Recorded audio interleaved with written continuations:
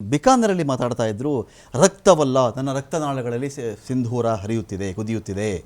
ಸಿಂಧೂರ ಮದ್ದುಗುಂಡಾದರೆ ಏನಾಗುತ್ತೆ ಅಂತ ಗೊತ್ತಾಗಿದೆ ಉಗ್ರರಿಗೆ. ನಾನು ಅವ್ರನ್ನ ಮಿಟ್ಟಿ ಮೇ ಮಿಲಾದಿಯಾ, ಮಣ್ಣಲ್ಲಿ ಹೊಸಕಿ ಹಾಕ್ಬಿಟ್ಟೆ, ಮಣ್ಣಲ್ಲಿ ಅವ್ರನ್ನ ಮುಚ್ಚಿಬಿಟ್ಟೆ. ಇನ್ನು ಸಿಕ್ಕೇ ಇಲ್ಲ. ಓಕೆ ನೋಡಿ, ಒಂದು ನಮ್ಮ ಮಾನ್ಯ ರಾಹುಲ್ ಗಾಂಧಿ ಅವರು ಮತ್ತೆ ಮಲ್ಲಿಕಾರ್ಜುನ್ ಖರ್ಗೆ ಅವರು ಕ್ಲಿಯರ್ ಆಗಿ ಹೇಳಿದ್ದಾರೆ, ನಾನು ಈಗಲೂ ಅವರ ಸ್ಟೇಟ್ಮೆಂಟ್ಗೆ ಬದ್ಧನಾಗಿದ್ದೇನೆ.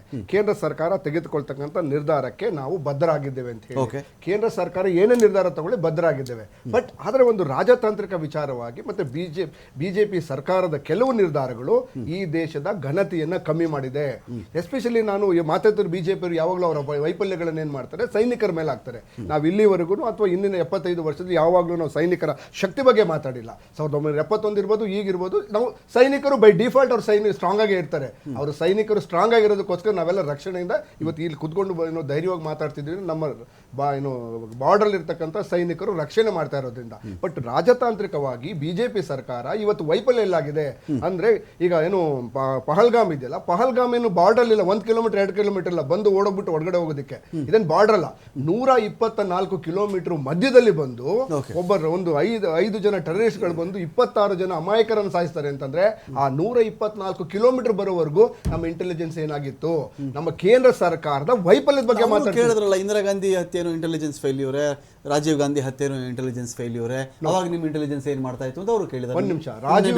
ಒಂದ್ ನಿಮಿಷ ಸಿ, ಇಂಟೆಲಿಜೆನ್ಸ್ ಅಂತ ಅಂದ್ರೆ ನಮ್ಮ ಸೆಕ್ಯೂರಿಟಿ ಪರ್ಸನಲ್ ಗಳೇ ಸಾಯಿಸಿರ್ತಕ್ಕಂಥದ್ದು, ಅದು ಇಂಟೆಲಿಜೆನ್ಸ್ ಅಲ್ಲ.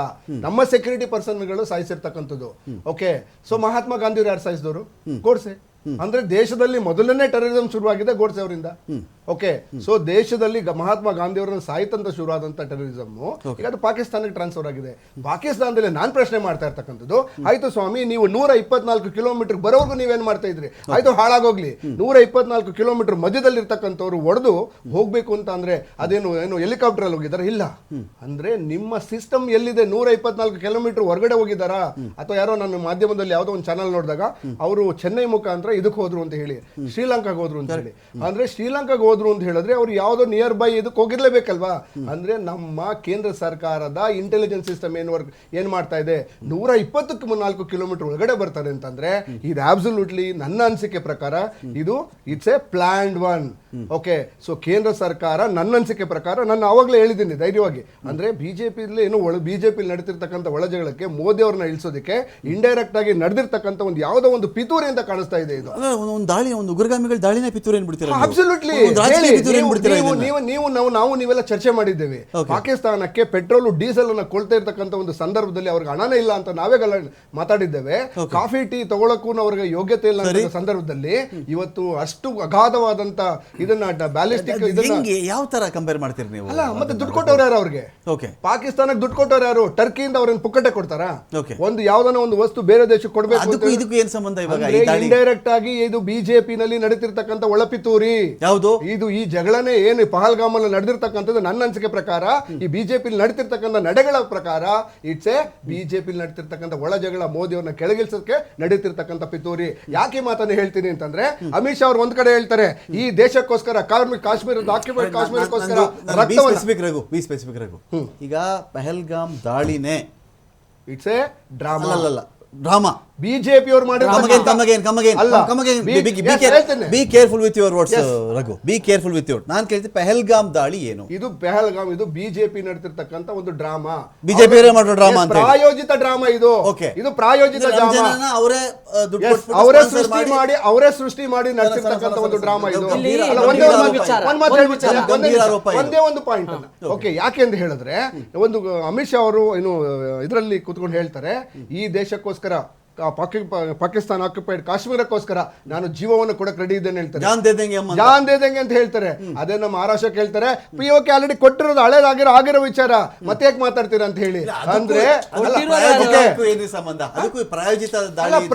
ಅಂದ್ರೆ ಮೋದಿ ನನ್ನ ಕೆಳಗಿಳಿಸೋಕೋಸ್ಕರ ನಡೀತಿರ್ತಕ್ಕಂಥದ್ದು ಪ್ರಾಯೋಜಿತ ಡ್ರಾಮಾ.